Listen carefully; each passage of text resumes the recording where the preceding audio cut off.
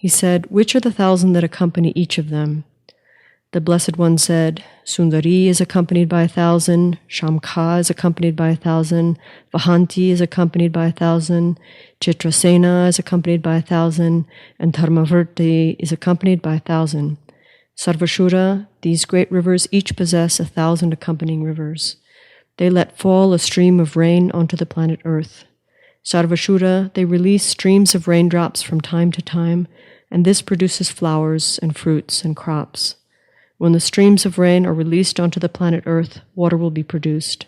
By the water that is produced, fields and gardens are all satiated and made happy. Sarvashura, it is as follows. To make an analogy, the Lord of living beings makes all the planet Earth happy. Likewise, Sarvashura, this Sanghata Dharma Pariyaya is explained on earth for the benefit of many beings and for the happiness of many beings. The lifespan of humans is not like the lifespan of the Devas of the 33.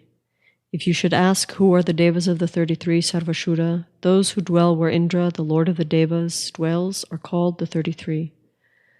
Sarvashura, there are also sentient beings who engage in good verbal conduct, and it is impossible to make an analogy for their mass of merit too. There are also sentient beings who engage in faulty verbal conduct, and it is impossible to make an analogy for their hell and animal rebirths. Those sentient beings who come to experience the sufferings of hell beings, animals, and pretas have no refuge whatsoever. Their hopes having been dashed there, they lament and fall into hells. They should be seen as under the power of non-virtuous friends. And those sentient beings who engage in good verbal conduct and for whose mass of merit it is impossible to make an analogy, they should be seen as under the power of virtuous friends. When one sees a virtuous friend, a Tathagata is seen. When one sees a Tathagata, all one's wickedness is purified. When the Lord of beings causes joy on earth, it will be impossible to make an analogy for the happiness of the sentient beings on earth. Sarvashura, likewise, this Sanghata Dharma Pariyaya too performs the functions of a Buddha for the sentient beings of the planet Earth.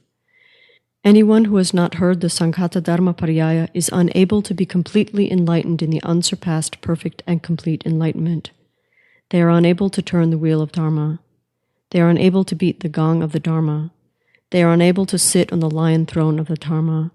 They are unable to enter the sphere of Nirvana. They are unable to illuminate with countless light rays. Sarvashura, likewise, those who have not heard the Sanghata Dharma Pariyaya are also unable to sit in the heart of enlightenment. Sarvashura said, "Blessed One, may I ask about a certain wonder?" Sugata, may I ask about a certain wonder? The Blessed One said, "Sarvashura, ask whatever you wish, and I will clear away your doubts." He said, "Who was that sage who liberated those sentient beings from the karma of the 5 uninterrupted actions, and then placed them one by one on the level of one who will never turn away?" He said, "The speech of Buddhas is profound. Sarvashura, listen to me. The Sanghata Sutra is a teacher manifesting in the form of a sage. The Sanghata manifests out of kindness even bodies of Buddhas. As many grains of sand as a Ganges holds, in just that many forms it teaches. It teaches in the form of a Buddha. It teaches even the essence of Dharma. Who wishes to see a Buddha, Sanghata is equivalent to a Buddha. Wherever the Sanghata is, always there the Buddha is." The Blessed One said, "Child of the lineage, listen. Sarvashura, at a time long past, 99 countless eons ago, there arose 12 million Buddhas. When the Tathagata Ratnottama arose, I became courageous in giving and honored 12 million Buddhas with the name of Chandra. I attended them with food, drink, fragrance, garlands, lotions, whatever pleased them, good meals, and everything required for their comfort. And having attended them thus, I recall attaining their prediction of unsurpassed perfect and complete enlightenment. Sarvashura, I recall that there arose 18 million Buddhas named Ratnavabhasa. At that time too, having become courageous in giving, I honored 18 million Tathagatas with the name of Garbhasena, with fragrance, garlands, lotions, ornaments, and decorative attire, as was appropriate to each, and having done so, I attained thereto a prediction of unsurpassed perfect and complete enlightenment. Sarvashura, I recall 20 million Buddhas, and every one of those Tathagatas, Arhats, perfect and complete Buddhas, was named Shikisambhava. Sarvashura, I recall 20 million Buddhas, and every one of those Tathagatas, Arhats, perfect and complete Buddhas, was named Shiksambhava. Sarvashura, I recall 20 million Buddhas, and every one of those Tathagatas, Arhats, perfect and complete Buddhas, was named Kashyapa. At that time, too, having become courageous in giving, I revered the Tathagatas with fragrance, garlands, and lotions, and then I offered them reverential service in the way that service should be offered reverentially to Tathagatas. And there, too, I attained a prediction of unsurpassed, perfect, and complete enlightenment. Sarvashura, there arose 16 million Buddhas named Buddha Vimalaprabhasa, and at that time I was a rich head of household with great wealth and possessions. Having renounced all possessions, I offered those 16 million Buddhas reverential service with offerings of sitting cloths, garments, fragrance, garlands, lotions, and blankets, just as reverential service should be offered to Tathagatas. And at that very time I attained a prediction of unsurpassed perfect and complete enlightenment. This too I remember, but the prediction's exact time had not yet arrived. Sarvashura, listen.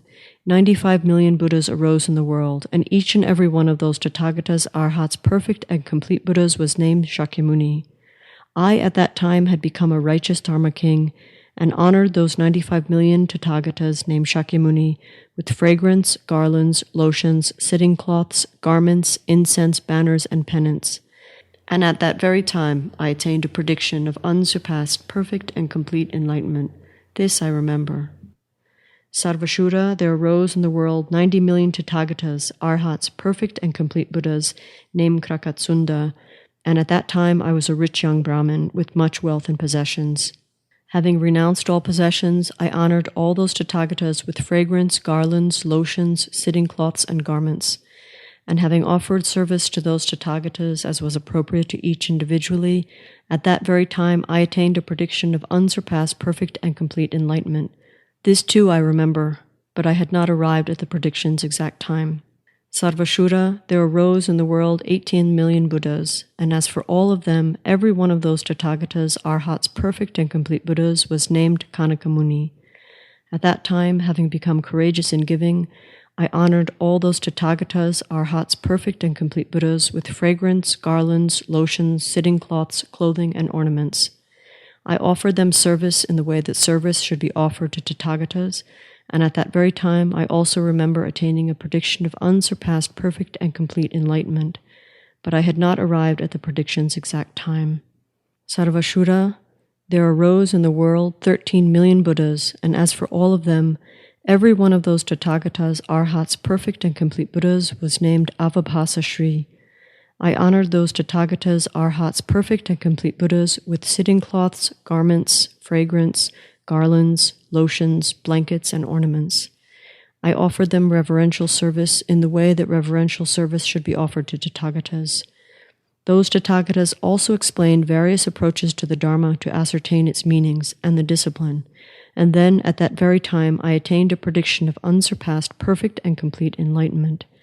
This too I remember, but the prediction's time had not yet arrived then either. Sarvashura, there arose in the world 25 million Tathagatas, Arhats, perfect and complete Buddhas named Pushya. At that time I was a renunciate and honored those Tathagatas. As Ananda offers me service now, likewise I offered service to those Tathagatas, and there I attained a prediction of unsurpassed perfect and complete enlightenment. This I remember, but the prediction's time had not yet arrived then either. Sarvashura, there arose in the world 12 million Tathagatas, Arhats, perfect and complete Buddhas named Vipashin.